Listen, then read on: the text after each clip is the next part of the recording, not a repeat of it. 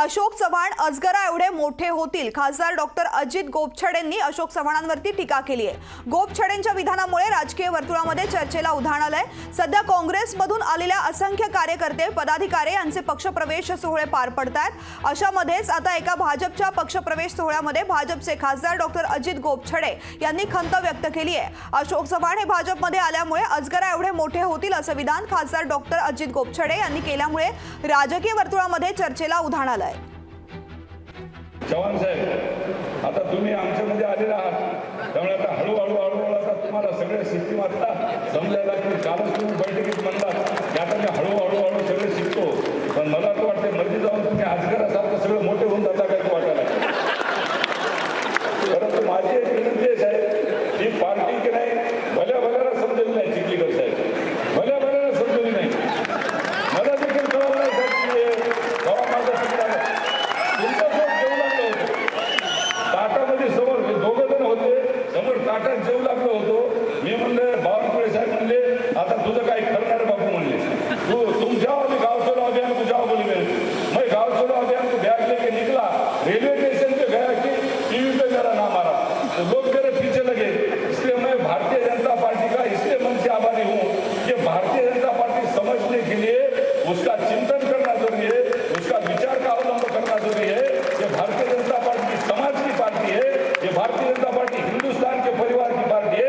इसको समझने के लिए इसका विचार, इसका संगठन, इसका आचार और विचार, और सबसे बड़ा तो मेरे बूथ का कार्यकर्ता, ये बूथ के कार्यकर्ता को जब हम समझेंगे तो भारतीय जनता पार्टी समझ में आएगी। इसलिए मेरी सबसे विनती है, ये बूथ का कार्यकर्ता ही हमारा परमेश्वर है, ये बूथ का कार्यकर्ता ही हमारा ईश्वर है, क्योंकि इनके बलबूते पे हम आने वाली लोकसभा चुन के आने वाले हैं और मोदी जी को 400 सीट के पार लेके जाने वाले हैं।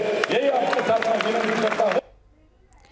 आमचे प्रतिनिधी कमलाकर बिरादर सध्या आपल्यासोबत थेट जोडले गेलेत। कमलाकर, एका कार्यक्रमामध्ये गोपछडेंनी जे वक्तव्य केलेलं आहे ती त्यांची खंत म्हणायची की केलेला विनोद? कारण अशोक चव्हाण यांच्यासारखे मोठं नेतृत्व भाजपमध्ये आल्यानंतर अनेकांना ही शंका मनामध्ये आहे की एवढं मोठं नेतृत्व भाजपमध्ये आल्यानंतर आपलं कर्तृत्व झाकलं जाईल, त्यामुळे ही खंत म्हणायची की हा फक्त एक कार्यक्रमामधला विनोद? कसं पाहायचं? नक्कीच तृप्ती, याला खंतही म्हणता येईल आणि हा विनोदही होता। खरं पाहायला गेलं तर अजित गोपछडे ह्या पक्षप्रवेश सोहळ्यामध्ये भाषणाला उभं टाकले आणि त्यावेळी त्यांनी म्हणजे अशोक चव्हाण यांची जे समर्थक आहेत यांची जी गर्दी अलोट जी पाहायला मिळत होती पक्षप्रवेशामध्ये, त्याला पाहून म्हणाले ते मिश्किलीने बोलून गेले की अशोक चव्हाण यांच्या येण्याने अशोक चव्हाण अजगरासारखी होतील की काय, अशी त्यांनी एक मिश्किल हा शब्द वापरला। मात्र अनेकांच्या भुवया ज्या आहेत त्या उंचावल्या गेल्या की अनेकांनी यावरती प्रश्नचिन्हही निर्माण केलं। कारण अशोक चव्हाण जेव्हा गेली 4 दशकं काँग्रेसमध्ये ते स्थिरावलेले होते आणि अचानक ते भाजपमध्ये प्रवेश करतायत आणि त्यांच्या मागं जी त्यांची सर्व चाहते मंडळी होती, जिल्ह्याभरातली सर्व नगरसेवक, आजी माजी सर्व हे अशोक चव्हाणांसोबत आता पक्षप्रवेश करायला लागलेले आहेत।